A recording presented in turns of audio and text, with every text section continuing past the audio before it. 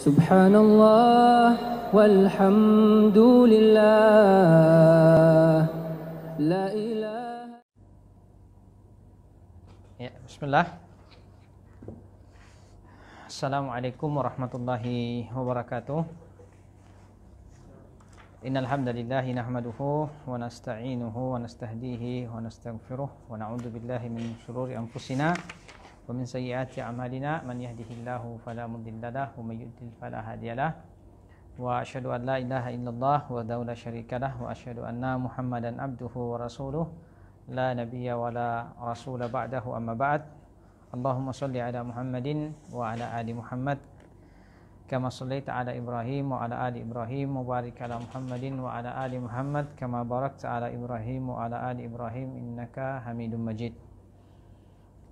Alhamdulillah, kita kembali memuji seraya bersyukur kepada Allah Subhanahu wa taala.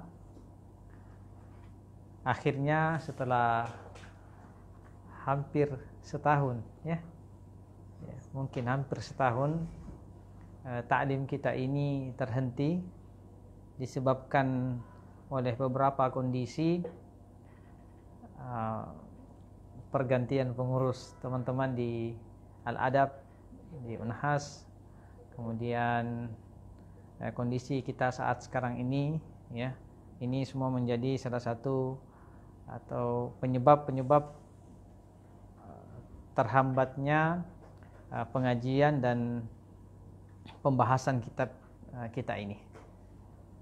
Walaupun demikian, kita kembali bersyukur bahwasanya Allah Subhanahu wa taala kembali memberikan kepada kita taufik, memberikan kepada kita kekuatan ya, sehingga sore hari ini kita kembali bisa bersama-sama dalam majelis ilmu ya, yang tentu saja merupakan salah satu tempat yang paling terbaik ya, salah satu kegiatan yang sangat dicintai oleh Allah Subhanahu wa ta'ala.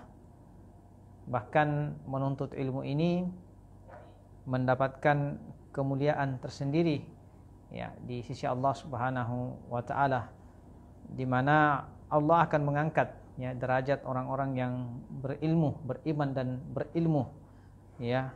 Yarfa'illahu alladhina amanu minkum walladhina utul ilma darajat, bahwa sesungguhnya Allah Subhanahu wa taala akan mengangkat derajat orang-orang yang beriman di antara kalian dan yang memiliki ilmu beberapa derajat. Artinya Allah meninggikan derajat mereka.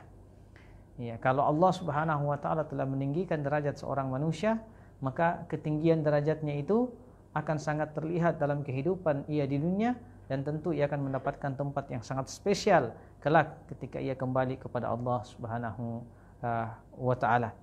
Bahkan dalam kajian awal sekali di buku kita ini, pembahasan kitab ini, disebutkan tentang keutamaan ilmu. Di antaranya Nabi SAW menyebutkan, man salaka tariqan yaltamisu fihi ilman sahhalallahu lahu bihi tariqan ilal jannah. Allah akan memudahkan ya, barang siapa yang menempuh satu jalan di mana ia menempuh jalan menuntut ilmu, maka Allah akan memudahkan jalannya masuk ke dalam surga. Artinya ya, para pendengar sekalian yang dimuliakan Allah Subhanahu wa taala, adalah belajar ini ya, menuntut ilmu seperti ini adalah merupakan satu wasilah, satu cara dan metode untuk kita bisa lebih mendekatkan diri kepada Allah Subhanahu wa taala dan untuk menggapai keridhaan Allah Subhanahu wa taala di dunia, dan tentu saja yang kita harapkan dan cita-citakan lebih daripada hanya kenikmatan dunia adalah keselamatan kelak di akhirat.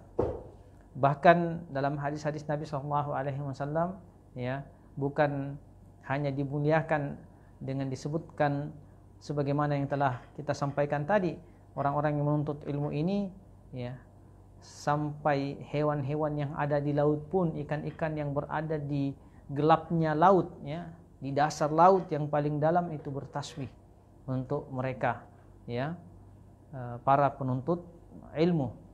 Nah, semoga kita semua ini masuk dalam kategori penuntut ilmu ya, masuk dalam kategori orang-orang yang senantiasa memiliki semangat ya untuk terus meningkatkan kualitas dan pemahamannya terhadap agama ini.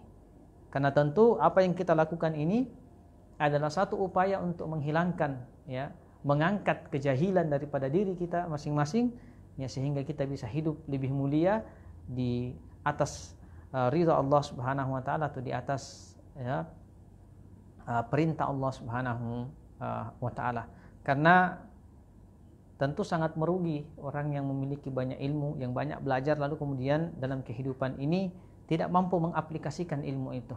Padahal ilmu nanti ia akan berberkah ketika seorang mampu mengaplikasikan ilmu-ilmu yang ia miliki. Maka kita mengatakan ilmu yang sedikit yang teraplikasi itu jauh lebih baik daripada ilmu yang banyak yang kemudian disia-siakan oleh pemilik ilmu tersebut. Insyaallah kita akan memulai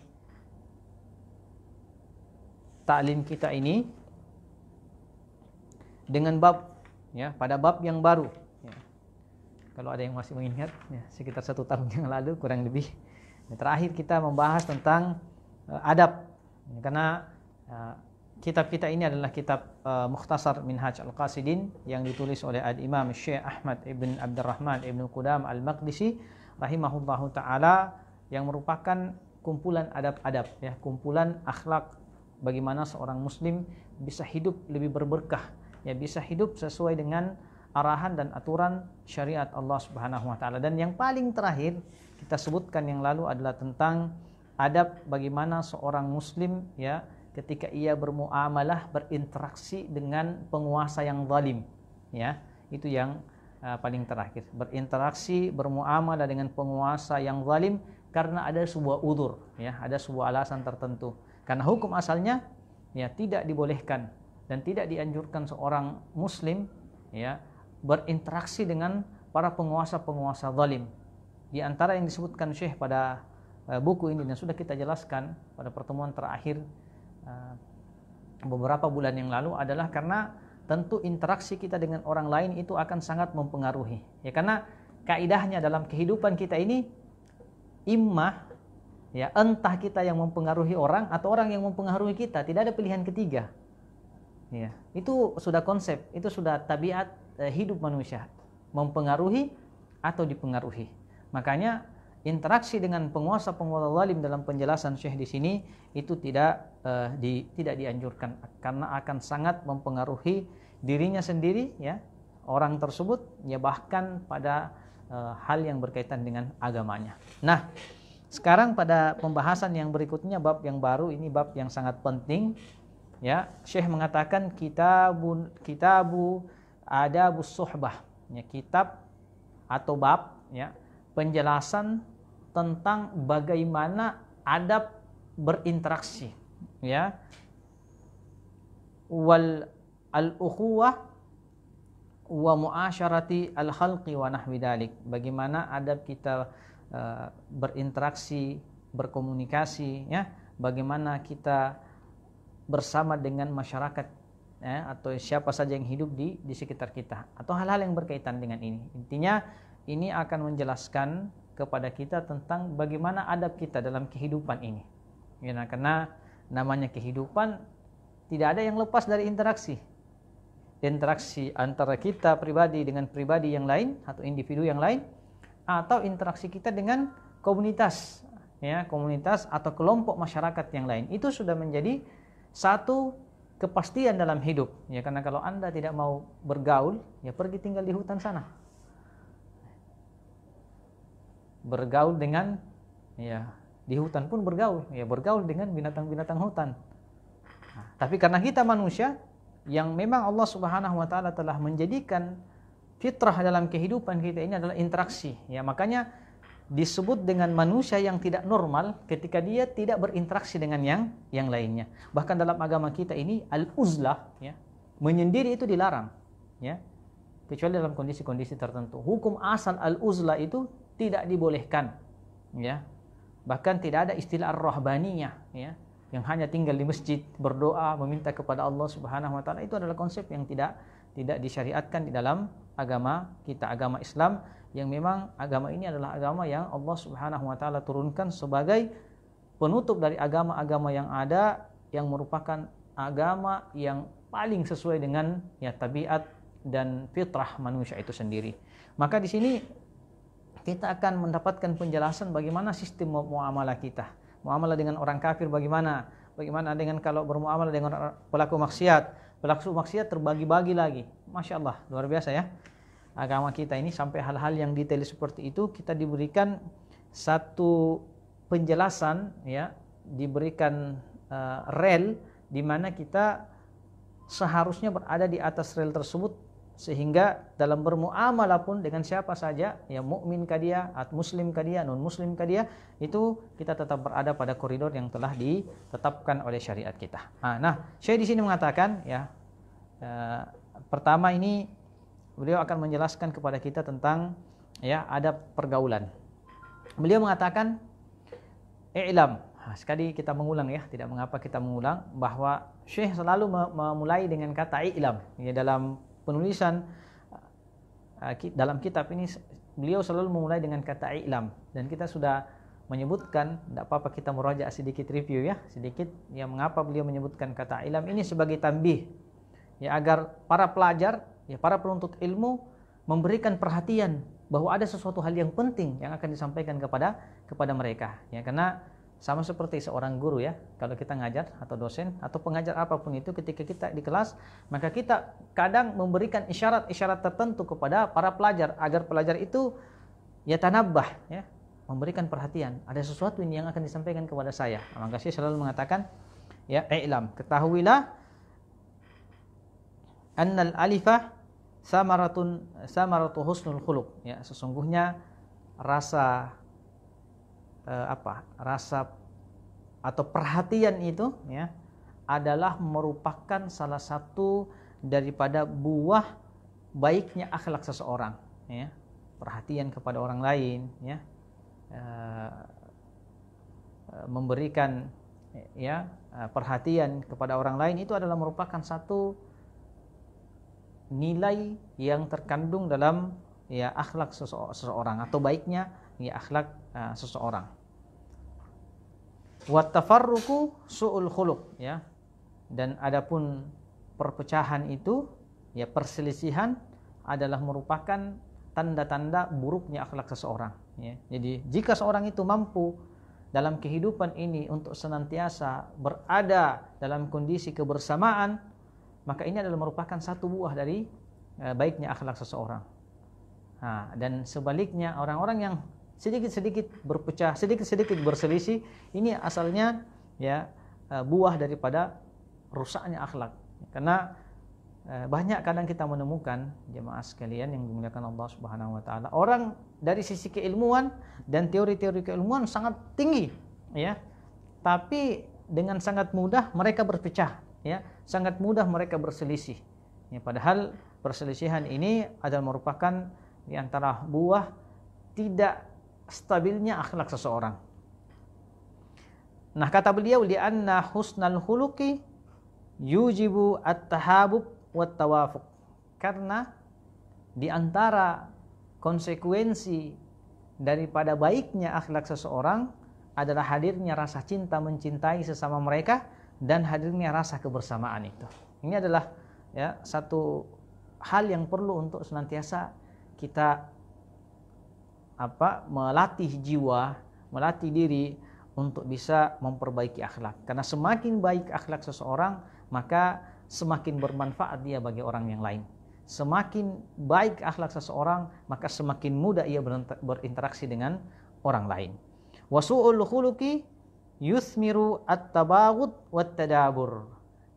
Hasil ya akhir daripada rusaknya akhlak seseorang itu, kata beliau, adalah hadirnya at-tabaghud, saling benci membenci ya, saling ya tolak menolak. Ini diantara rusaknya atau tanda rusaknya akhlak seseorang itu adalah cepatnya dia untuk ya, berselisih dengan orang lain. Sedikit-sedikit berselisih pecah, sedikit-sedikit berselisih pecah lagi, dan ya, seterusnya. Padahal kebersamaan, at-ta'aluf ya, wat tawafuq wal ukhuwah, ini adalah merupakan satu nilai-nilai yang sangat ditekankan di dalam agama kita. Lalu kemudian beliau mengatakan wala yakhfa ma fi husnil khuluqi minal fadl. Tentu semua kita mengetahui tentang keutamaan baiknya akhlak atau husnul khuluq. Ya. Dalam syariat kita, dalam agama kita, kata-kata adab ini merupakan satu kata yang juga sangat sering diulang. Maka sebentar kita akan menyebutkan berapa banyak dalil-dalil yang disebutkan dalam syariat kita yang menunjukkan tentang pentingnya seorang untuk senantiasa memperbaiki ya akhlak, ya adab. Dan kata beliau, ya wala yakhfa ma fi husni al-khuluqi minal fadli wal ahaditsu dalatun ala dzalik. Sungguh sangat banyak ya hadis-hadis Nabi kita sallallahu alaihi wasallam yang menyebutkan tentang husnul khuluq. Jamaah sekalian yang dimuliakan Allah Subhanahu wa taala, husnul khuluq ini atau baiknya akhlak seseorang ini ya sangat penting untuk terus dilatih. Karena dia adalah sesuatu hal yang tidak begitu saja hadir dalam kehidupan manusia. Iya. Ada memang yang istilahnya mauhibah langsung dari Allah Subhanahu wa taala. Secara tabiat umumnya dia memiliki kebaikan-kebaikan pada akhlaknya.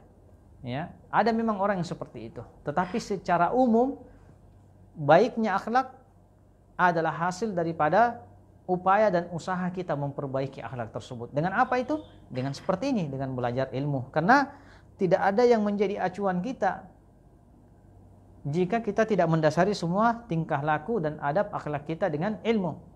Kalau hanya didasari oleh akal, maka akhlak itu akan bervariasi nanti hasilnya. Iya.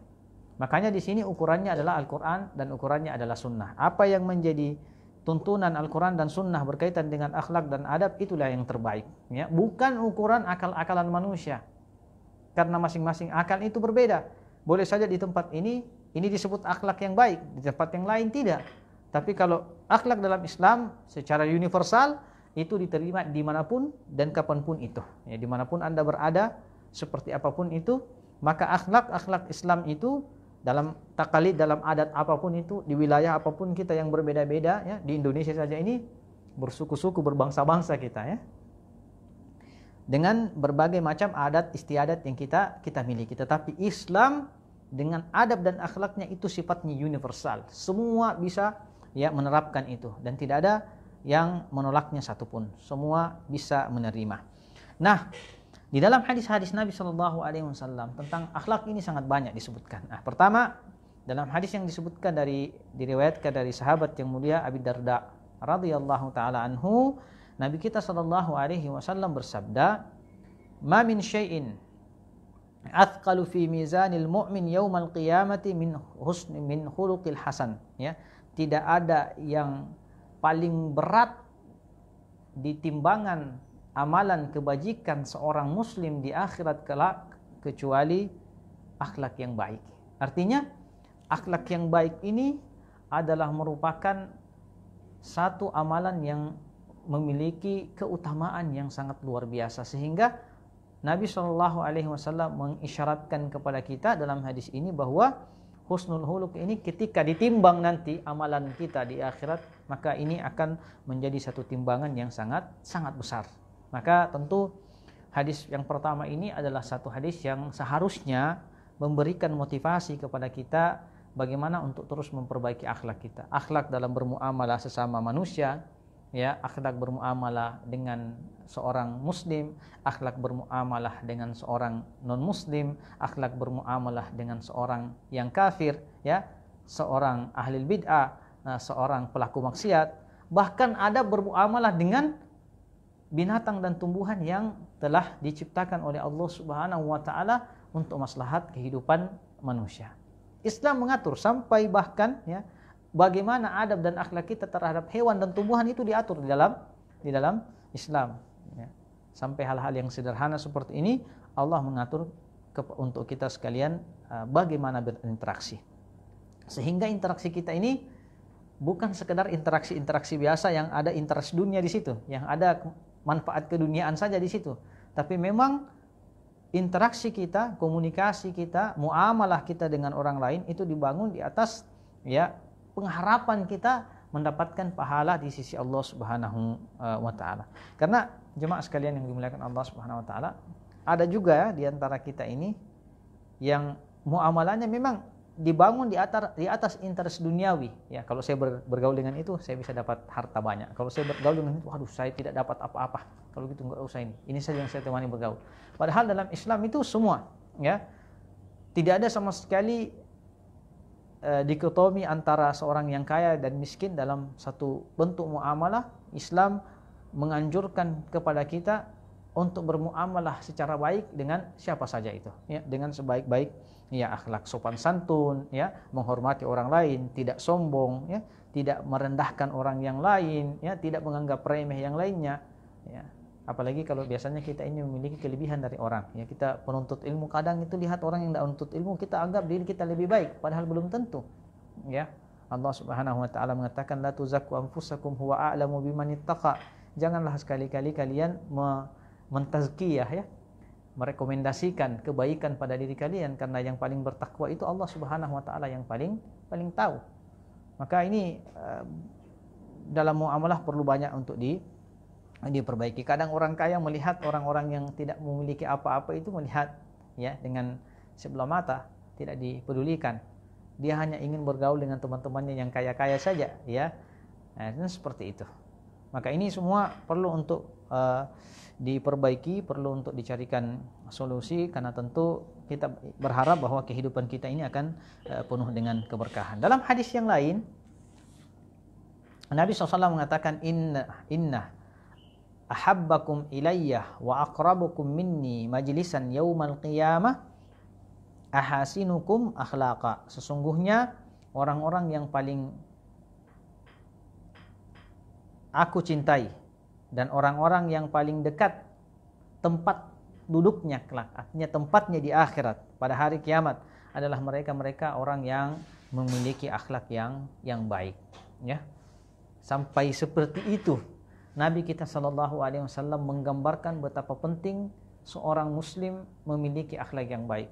Dan sangat disayangkan sekarang dan hari ini, seakan akhlak ini atau kebiasaan baik ini berpindah dari wilayah muslim atau daerah yang notabene kaum musliminnya lebih banyak di situ kepada negara-negara yang non muslim, ya. Dari sisi adab kebersihannya, ya, adab bermuamalah dengan orang lain, sopan santunnya. Nah, ini kita juga kadang-kadang heran sendiri. Konsepnya sangat jelas dalam Islam, aturannya sangat jelas dalam Islam dari A sampai Z, tapi kebanyakan kaum muslimin tidak menerapkan itu, malah umat yang non muslim yang kadang kita melihat mereka lebih piawai menerapkan apa yang menjadi konsep dalam agama kita ketimbang kita sendiri. Maka ini tentu saja menjadi PR, ya, menjadi tugas kita untuk bisa saling mengingatkan bahwa sebenarnya Islam ini apa yang kurang, ya, apa yang kurang. Semua hal telah dijelaskan kepada kita melalui Al-Quran dan Sunnah Nabi SAW, ya, dan juga apa yang telah ditinggalkan oleh para salafus saleh ini. Tinggal kemudian bagaimana kita mengaplikasikannya. Bahkan untuk menyemangati kita itu Nabi SAW sampai menyebutkan hadis seperti tadi, inna ahabbakum ilayya wa aqrabukum minni majlisan yaumal qiyamah ahasinukum akhlaqa. Bahkan Nabi menyambung hadis tersebut dan mengatakan, wa inna abghadakum ilayya wa ab'adukum minni majlisan yaumal qiyamah musawikum akhlaqa. Orang-orang yang paling aku benci, orang-orang yang paling jauh tempatnya kelak di akhirat, ya, tempat duduknya paling jauh dariku kelak di akhirat adalah orang-orang yang rusak akhlaknya, yang buruk akhlaknya, buruk perangainya dalam kehidupan ini. Sebenarnya kalau kita baca seperti ini, harusnya kita sudah bisa termotivasi, ya, bagaimana harusnya kita terus memperbaiki, ya, akhlak dan kualitas kepribadian kita. Kemudian suatu ketika Nabi SAW ditanya satu pertanyaan. Nabi ditanya, amalan apakah gerangan yang paling banyak memasukkan manusia itu ke dalam surga? Ya. Mungkin kita akan berpikir, apa ya? Berjihad di jalan Allah yang paling tinggi, ya, sholat dan seterusnya. Tentu ini adalah merupakan amalan-amalan ibadah yang juga sangat dianjurkan dalam Islam. Tapi ketika Nabi SAW ditanya, amalan apakah gerangan wahai Rasulullah yang paling banyak memasukkan manusia ke dalam surga? Iya. Nabi tidak menjawab sholat seterusnya, ya, puasa tidak buka-buka puasa. Nabi SAW menyebutkan mereka adalah atau amalan yang paling banyak mengantarkan manusia ke dalam surga adalah taqwallahi wa husnul khuluq. Ya, takwa kepada Allah dan husnul khuluq. Ya. Kenapa harus didampingkan antara takwa dengan husnul khuluq? Karena husnul khuluq tidak bisa berdiri sendiri. Akhlak itu, betapapun baiknya akhlak Anda, betapapun baiknya perangai Anda, muamalah Anda kepada orang lain, kalau Anda tidak mukmin maka tidak ada gunanya. Ya. Makanya ini juga sekaligus bantahan kadang-kadang ke orang yang mengatakan yang penting baik, ya, yang penting hatinya. Oh, tidak begitu dalam Islam. Karena hati itu salah satu barometer baiknya seseorang, tapi tidak cukup dengan itu. Kalau dia tidak beriman, maka sebaik-baiknya hatinya atau sebaik-baiknya muamalahnya, akhlaknya kepada orang lain, maka itu tidak akan banyak bermanfaat untuknya. Mungkin bermanfaat untuk kehidupan dunia, ya, melancarkan interaksinya dengan orang lain, ya, memperbaiki hubungannya dengan kolega-koleganya dan seterusnya. Tetapi adapun urusan akhiratnya, maka ini akan menjadi tanggung jawab yang sangat besar, karena setiap amalan ibadah yang dilakukan tanpa didasari ketakwaan, ya, tanpa didasari di atas Islam, ya, mukminnya seseorang, maka itu tidak akan diterima. Makanya Nabi SAW mengatakan yang paling banyak memasukkan manusia ke dalam surga adalah takwa wa husnul khuluq.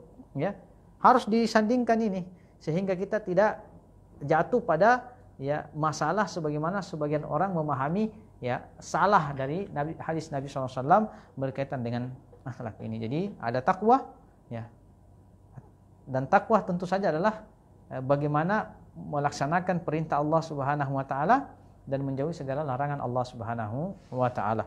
Lalu kemudian ada husnul khuluq. Satu ini hubungannya langsung dengan Allah, keyakinan, dan satu ini secara umum adalah kaitannya interaksi kita sesama manusia. Ya. Kadang orang istilahkan apa? Vertikal dan horizontal, ya. Baik. Kemudian beliau menyebutkan tentang kecintaan kepada Allah, ya, bagaimana menyikapi hal ini.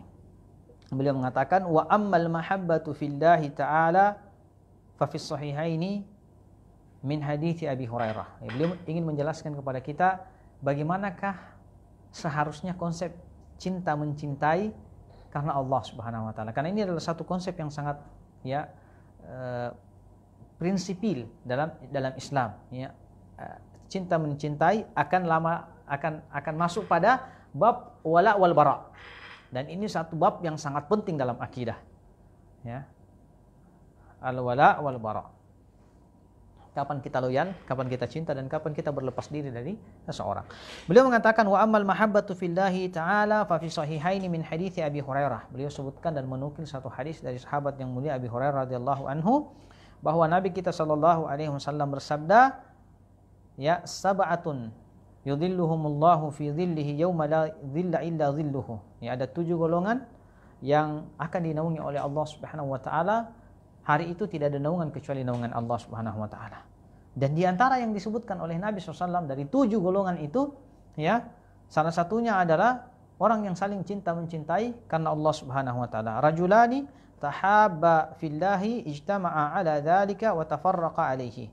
Jadi konsep cinta mencintai ini sangat penting, ya, karena dia adalah satu jalan menuju surga Allah Subhanahu wa taala, jalan menuju ridha Allah Subhanahu wa taala. Maka di antara satu dari 7 golongan yang dicintai oleh Allah Subhanahu wa taala adalah, ya, 2 orang laki-laki yang saling cinta mencintai karena Allah Subhanahu wa taala. Mereka bertemu, berkumpul karena Allah Subhanahu wa taala, dan mereka pun berpisah karena Allah Subhanahu wa taala. Dalam hadis yang lain, ya, Nabi sallallahu alaihi wasallam menyebutkan satu hadis qudsi, ya, haqqat mahabbati limutahabbina fiyya wa haqqat mahabbati limutabadilina fiyya wa haqqat mahabbati lilmutazawirina fiyya. Ini adalah satu hadis qudsi di mana Nabi kita sallallahu alaihi wasallam menjelaskan bahwa Allah Subhanahu wa taala akan, ya, senantiasa menetapkan kecintaannya ya kepada orang-orang yang saling cinta mencintai, saling ziarah menziarahi, ya karena Allah Subhanahu wa taala. Nah, ini tentu saja memberikan satu isyarat kepada kita bahwa di antara akhlak yang perlu dibangun oleh seorang muslim adalah membangun kecintaan antara satu dengan yang lainnya, ya. Maka sekaligus ini juga menjadi satu isyarat bahwasanya di antara akhlak seorang muslim adalah saling cinta mencintai. Kalau kita menemukan ada seorang muslim sedikit-sedikit saling serang satu dengan yang lain, sedikit-sedikit ya mendiamkan yang lain, ini perlu juga dipertanyakan, ya.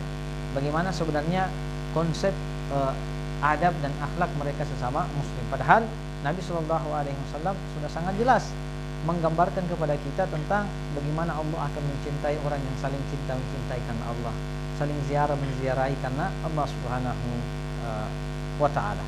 Dan ini satu hal yang perlu kembali kita hidupkan, kembali kita biasakan, ya, untuk saling ziarah menziarahi ya sesama kita. Selain ini menumbuhkan rasa kebersamaan, ya, rasa cinta sesama kaum muslimin, tentu ini akan menjadi satu wasilah, ya, yang sangat efektif untuk mempersatukan umat Islam.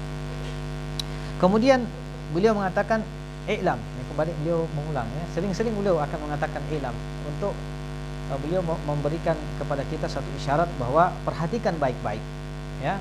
Dan saya mungkin tutup dengan ini.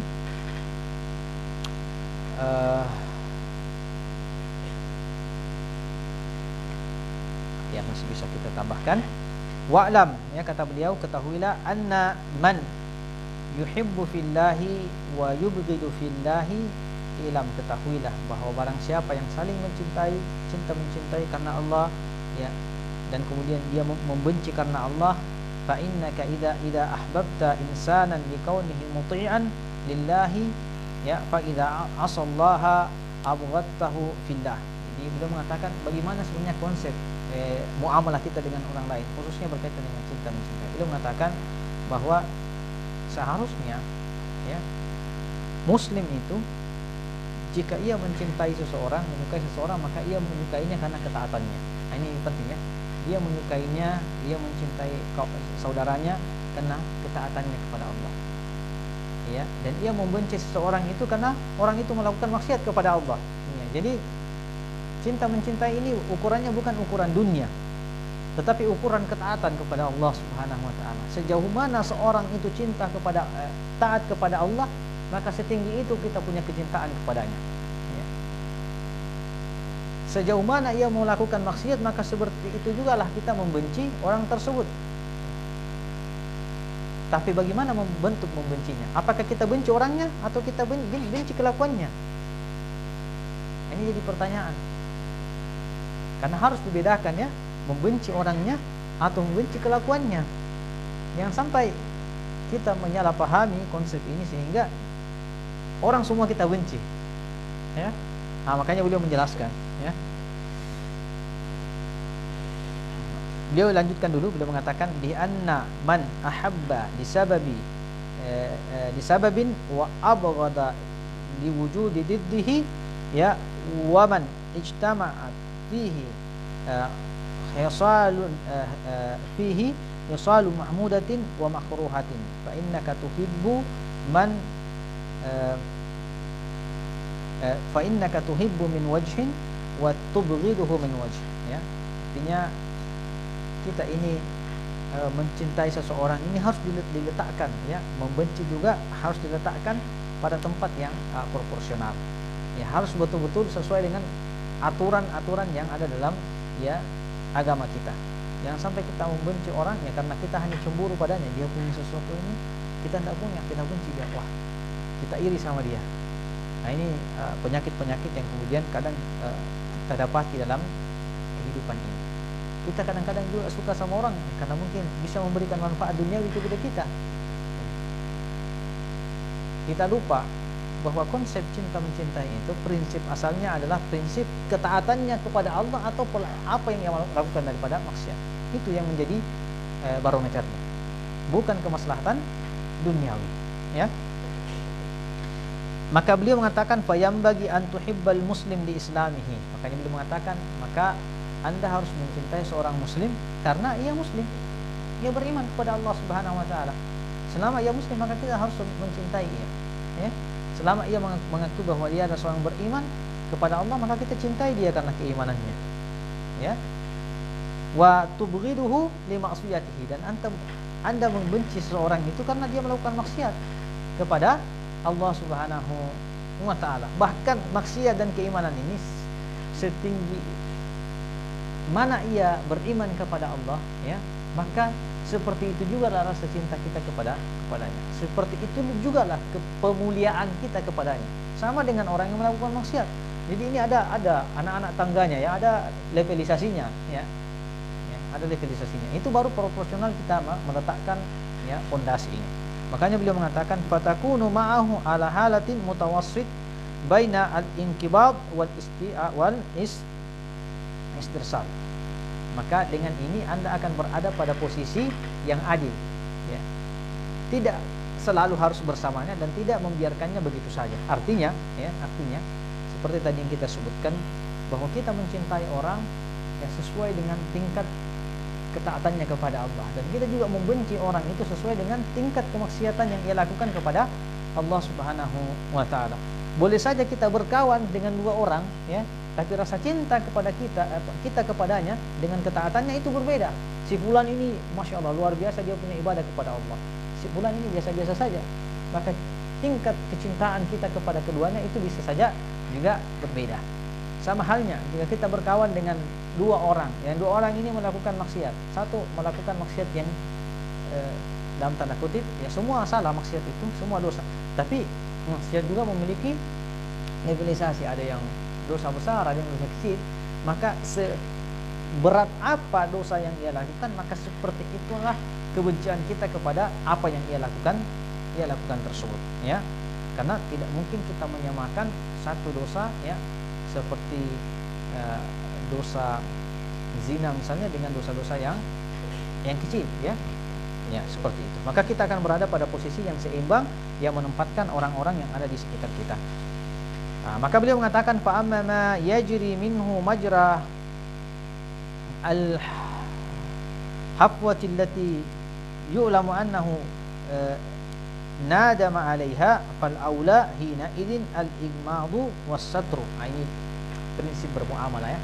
Kalau kita memiliki kawan, kita tahu kawan kita ini pernah melakukan maksiat, kita tahu itu, tentu kita tadi sebutkan konsep asalnya, prinsip asalnya kita benci, ya, sesuai dengan tingkat dosa yang dia lakukan. Tapi kalau kita sudah mengetahui bahwa kawan kita ini, ya, pernah melakukan dosa, pernah melakukan kemaksiatan dan kita benci itu, lalu kemudian ia bertobat, maka adabnya, ya, akhlaknya adalah jangan lagi mengungkit dosa itu, jangan lagi mencoba untuk menggali kembali, ya, kesalahan-kesalahan itu, bahkan dianjurkan kepada kita untuk menutupi aib itu, ya. Semoga dipaham, ini penting. Jangan kita berkawan dengan dia, kita ingatkan lagi dulu, ya, kau begini dan begitu. Harusnya dia sudah sadar, tapi karena kita ingatkan lagi, memori lamanya terputar ke belakang, sehingga dia kembali mengingat kesalahan-kesalahan masa lalunya, yang boleh saja karena dia sakit hati kembali lagi kepada, ya, dosa tersebut. Maka yang terbaik adalah, ya, orang yang bertaubat, maka kita tutupi aib-aibnya, ya, kita tutupi aib-aibnya, dan, ya, kita lakukan pendekatan dengan mereka itu. Tetapi kata beliau, fa idza asarra alal masiyah, jika kita berkawan dengan seseorang sudah dinasihati, diberikan arahan, diberikan penjelasan, tapi juga ngotot, ya, melaksanakan dan tetap pada maksiatnya, maka bagaimana adabnya? Beliau mengatakan fala budda min izhari atharil bughdi bil i'radi anhu wattaba'u. Sudah dijelaskan, ya, sudah diperingati berkali-kali, masih juga seperti itu, maka adabnya adalah, ya, karena sudah tidak bisa, kita juga takut-takut nanti kita yang terpengaruh, tinggalkan saja, ya, ditinggalkan dan kita menjauh darinya, ya. Kita berharap kebaikan daripadanya, tetapi nampak-nampaknya kalau dilihat isyarat-isyaratnya tidak mau berubah ini orang ini, ya, lama-lama saya yang berubah nanti kalau sama-sama terus. Jadi lebih bagus ditinggalkan. Ya, seperti tadi konsepnya dalam kehidupan kita ini, ya, nu'athir au nata'athar. Kita memberikan athar, pengaruh ke orang, atau orang memberikan pengaruh kepada kita. Begitu. Ya. Ini ya, apalagi kalau kita bermuamalah dengan banyak orang, ya, kita tinggal lihat-lihat ini kondisi teman saya ini gimana ini. Yang mana di antara yang telah kita sebutkan tadi. Ya. Bahkan kata beliau, kalau kita dapatkan jenis teman yang atau kawan seperti ini, orang yang berinteraksi dengan kita yang tipe seperti ini, beliau mengatakan selain dihindari, ya, bahkan beliau mengatakan wa taghlidul qauli lahu ala hasbi ghalzil al-ma'siyati wa hifatiha. Jadi kadang juga, ya, kita bisa berkata-kata agak keras, artinya memperingatinya dengan keras, ya, sesuai dengan apa yang ia lakukan. Jadi tingkat bagaimana kita berkomunikasi dengan seseorang itu, khususnya para pelaku maksiat yang sudah diperingatkan, ya, tidak berubah-berubah juga, ya, maka ini kata beliau, perkataan kita juga bisa, ya, sedikit melakukan penekanan kepada mereka, ya, tinggal dilihat sejauh mana atau setinggi apa tingkat, ya, kemaksiatan yang mereka lakukan. Di situ kita melakukan penyesuaian interaksi. Nah, ini penting, ya, karena, ya, dalam kehidupan kita ini kita menghadapi banyak jenis manusia, ya. Lalu kita akan jelaskan selanjutnya tentang, ya, kita sampai jam berapa ini? Ya, sedikit lagi, ya. Ya, sedikit lagi. Kita akan jelaskan tentang bagaimana kita berinteraksi dengan 3 klasifikasi orang manusia. Dalam kehidupan ini kita berinteraksi dengan banyak orang dan tingkatan-tingkatannya itu ada. Ya, lalu bagaimana cara interaksi kita? Bagaimana adab kita berinteraksi? Masya Allah, luar biasa ini dijelaskan secara detail.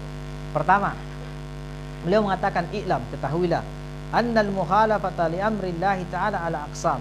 Sesungguhnya para pelaku dosa itu, ya, orang-orang yang melakukan atau menyelisihi perintah Allah Subhanahu wa taala itu terbagi 3. Nah, karena dia terbagi ini, maka muamalah dengan mereka, interaksi dengan mereka, adabnya juga terbagi. Ya, pertama, beliau sebutkan, ya, jenis yang pertama itu orang kafir, ya, orang-orang yang tidak beriman kepada Allah Subhanahu wa taala. Nah, beliau mengatakan an yakuna kafiran. Kalau orang kafir terbagi 2 lagi. Ya. Yang pertama, fa in kana harbiyan fa huwa mustahiqqul lil qatl wal irqaq. Kalau dia orang kafir harbi yang memerangi kita, maka dia berhak untuk juga diperangi. Ini adabnya. Karena jangan sampai kita mengatakan, beradab saja. Dia datang menyerang kita, kita diam-diam saja. Ya, bisa habis kita kalau begitu. Ya. Ini kafir harbi, artinya orang-orang kafir yang memang memusuhi kaum muslimin, ingin melakukan kerusakan, membunuh kaum muslimin, dan ini ada. Ya. Ya, maka orang-orang yang begini jenisnya, dia berhak juga untuk diperangi sebagaimana ia memerangi kita. Ya. Dan tentu saja walaisa ba'da hadaini ihana. Tidak ada kehinaan yang lebih hina daripada orang yang diperangi dan, ya, dijadikan budak. Kemudian yang kedua, kafir itu ada jenisnya apa? Kafir zimmi, ya. Ya. Wa in kana zimmiyan fala yajuzu ida'uhu illa bil i'radi anhu. Ya. Kalau dia kafir zimmi yang sudah memiliki kesepakatan dengan kita, diatur dan diamankan, ya, atau diberikan keamanan oleh pemerintah Islam, maka tidak boleh diganggu. Ya. Tidak boleh diganggu. Fatahkiru lahu bil ittirari lahu fil adyaqit tariq. Ya, jika dia melakukan sesuatu terhadap kita, maka tentu saja balasannya ada di tangan para penguasa. Ya, mereka yang akan mengatur apa balasannya bagi mereka kafir zimmi ini yang melakukan kezaliman. Kemudian cara bermuamalah yang lain dengan orang-orang kafir zimmi, kafir secara umum, wa tarkul bid'ati bisalam. jangan Anda memulai mengucapkan salam kepada mereka. Ya, namanya juga kafir. Apakah dia dhimmi atau harbi, jangan memulai dengan salam. Karena salam itu doa. Ya, adalah doa memberikan keselamatan, dan tentu apa yang mereka yakini itu adalah jalan yang tidak membawa mereka pada sebuah keselamatan. Dan kalau mereka yang memberikan salam lebih dulu, ya, kata beliau di sini, fa in sallama qila lahu wa alaika. Kalau dia yang memberikan salam lebih duluan, maka kita mengatakan wa alaika.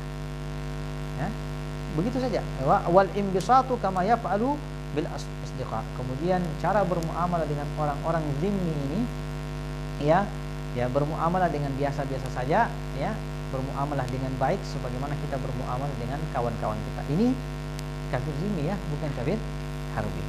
Secara singkat saja. Yang kedua, ya, jenis yang kedua yang disebutkan di sini setelah kafir, ada tingkatan bid'ah, ya, para pelaku bid'ah, al-mubtadi, kata beliau. Nah, dan mubtadi ini bertingkat-tingkat lagi, dan metode muamalah kita dengan mereka juga bertingkat-tingkat, ya. Cara kita berinteraksi dengan mereka juga bertingkat-tingkat. Nah, kata beliau al-mubtadi, yang pertama al-mubtadi.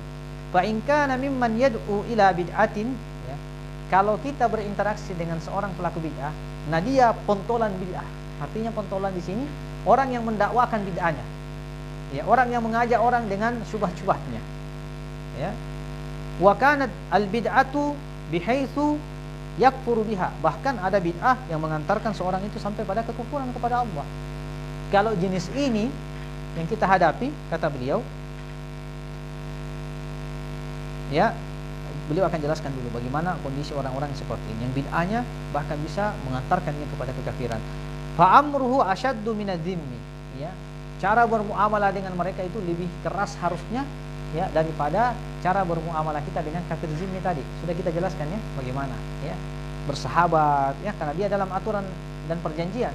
Ya, kalau ahlul bid'ah yang sampai mendakwakan bid'ahnya sampai pada bid'ah kekafiran ini, maka cara interaksi dan adab kita itu harus lebih keras lagi daripada, ya, orang-orang yang kafir zimmi. Orang mungkin bertanya, loh, kenapa bisa orang ahli bid'ah lebih keras lagi kita berinteraksi dengan mereka ketimbang para kafir zimmi? Nah, beliau akan jelaskan mengapa. Kata beliau, li'annahu la yukirru bijuz wa la yusamihu bi'aqdi dhimmatin wa in kana mimma la yukaffir biha. Fa'amruhu bainahu wa bainallahi ta'ala akhaffu min amril kafiri la mahalah. Beliau mengatakan, ya, karena tentu orang-orang yang meyakini bid'ahnya dan mendakwakan bid'ahnya ini orang yang penuh dengan syubhat, sangat berbahaya, karena dia akan mengantarkan pemikiran-pemikirannya kepada, ya, orang lain, ya, dengan bahasa lisannya. Kalau orang kafir kan kita sudah bisa tebak, wah, memang kafir. Tapi ini nampaknya pakai surban, ya, nampaknya pakai jubah. Kadang-kadang begitu. Kalau perawakan postur tubuhnya, ya, nampak zahirnya, luarnya sangat muslim sekali, ya, tapi membawa pemikiran-pemikiran yang sangat berbahaya. Maka tentu saja ini, ya, memiliki cara tersendiri bermuamalah dengan mereka. Walakin al-amru fi inkari alihi asyaddu minhu alal kafir. Kata beliau, orang-orang yang pelaku bid'ah seperti ini, ya, cara bermuamalah dengan mereka, mengingkari apa yang mereka lakukan, ya, lebih keras daripada, ya, pengingkaran kita terhadap orang-orang kafir, ya.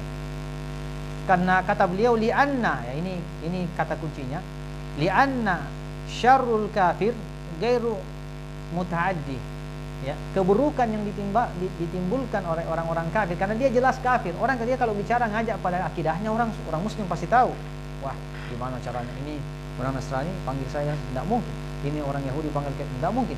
Ini yang lain, dia pasti tahu, ya. Li'anna syirk al-kafir ghairu muta'addin li'annahu la yultafat ila qawlihi, ya.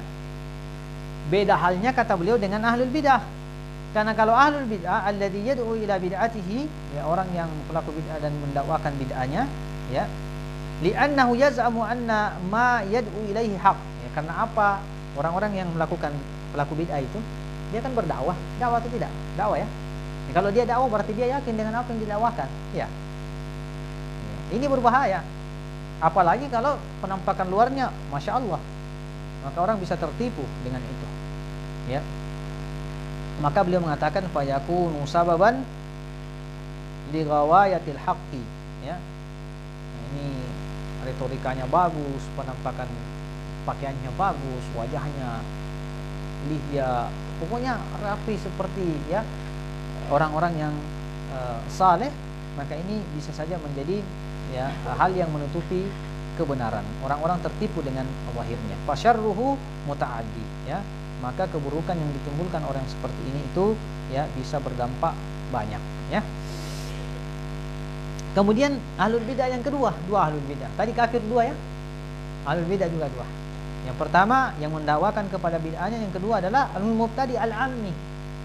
Orang ahlul bidah yang ikut-ikutan saja. Ya, pokoknya apa yang dibuat orang saya ikut juga. Orang melakukan bidah saya juga ikut, ya. Karena dia tidak tahu dan tidak paham. Jadi gimana cara bermuamalah? Bagaimana caranya bermuamalah dengan seperti ini? Ya, kata beliau, ya, bermuamalah dengan mereka ini lebih mudah, ya. Wal aula an yutalattafu bihi min nushi. Jadi orang seperti ini dinasihati, ya, diarahkan, diberikan taujihat. Karena seorang pelaku bid'ah yang tidak mendakwakan bid'ahnya, artinya yang hanya ikut-ikutan, itu lebih mudah dipengaruhi ketimbang seorang yang mendakwakan bid'ahnya. Ini bisa dipahami ya. Dan yang paling terakhir, ya, jadi dosa itu terbagi-bagi dan bagaimana cara bermuamalah itu juga sudah dijelaskan. Yang ketiga adalah al-asi, ya, kafir di atas dua, pelaku bid'ah juga terbagi dua. Sekarang yang ketiga adalah ya al-asi, pelaku maksiat, ya, bifilihi la bi'itiqadihi. Jadi ada orang, ini penting ini ya, ada orang yang melakukan maksiat bukan karena ia yakin akan kebolehan maksiat itu. Paham?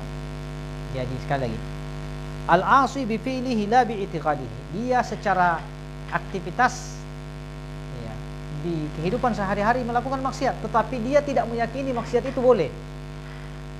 Tapi ada juga orang melakukan maksiat, dia yakini boleh ini maksiat, tidak apa-apa, ya. Dan dia tidak yakin bahwa dia berdosa kalau melakukan maksiat itu, ya. Maka beliau mengatakan yang pertama, al-asi bi fi'lihi la bi i'tiqadihi.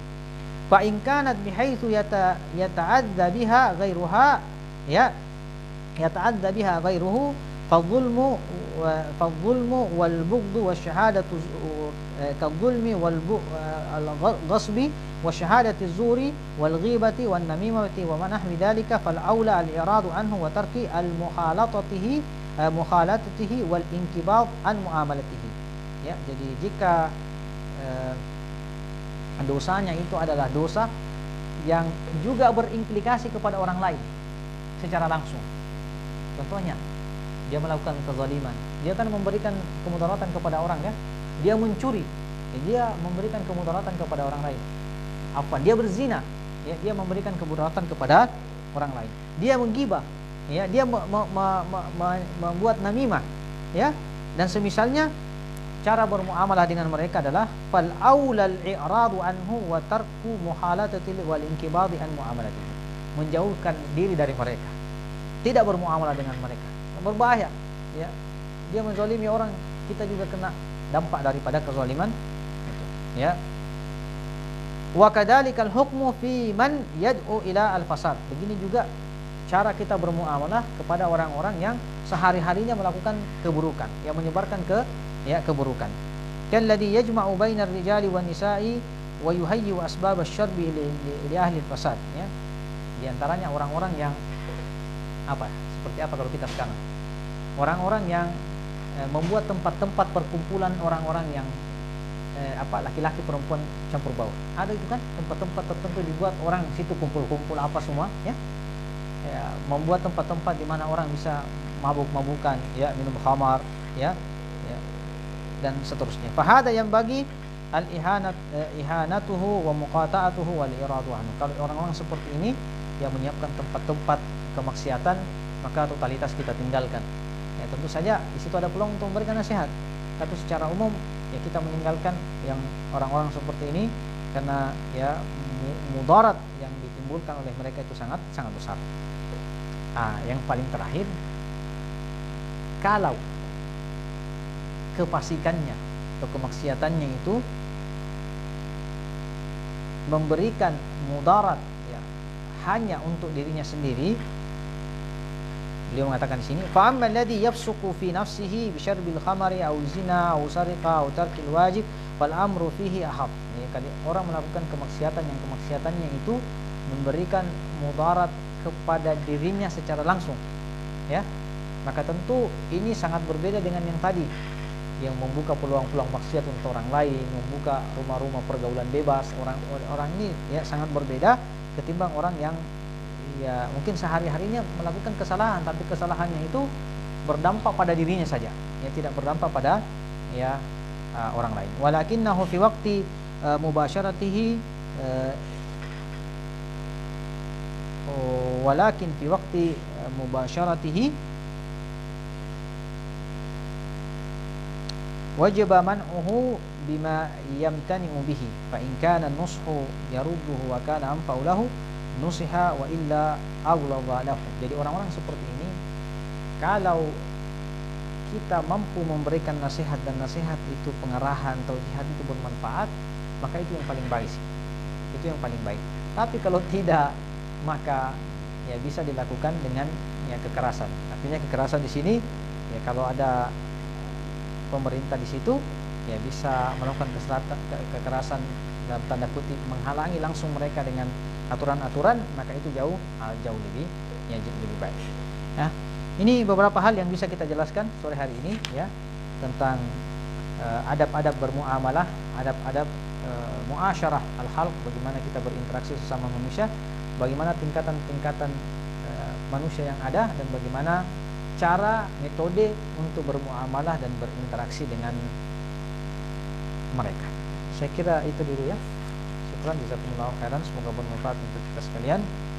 Wa subhanakallahumma bihamdik asyhadu an la ilaha illa anta astaghfiruka wa atubu ilaik. Wa sallallahu ala nabiyyina Muhammadin wa ala alihi wa ashabihi wasallam. Assalamualaikum warahmatullahi wabarakatuh.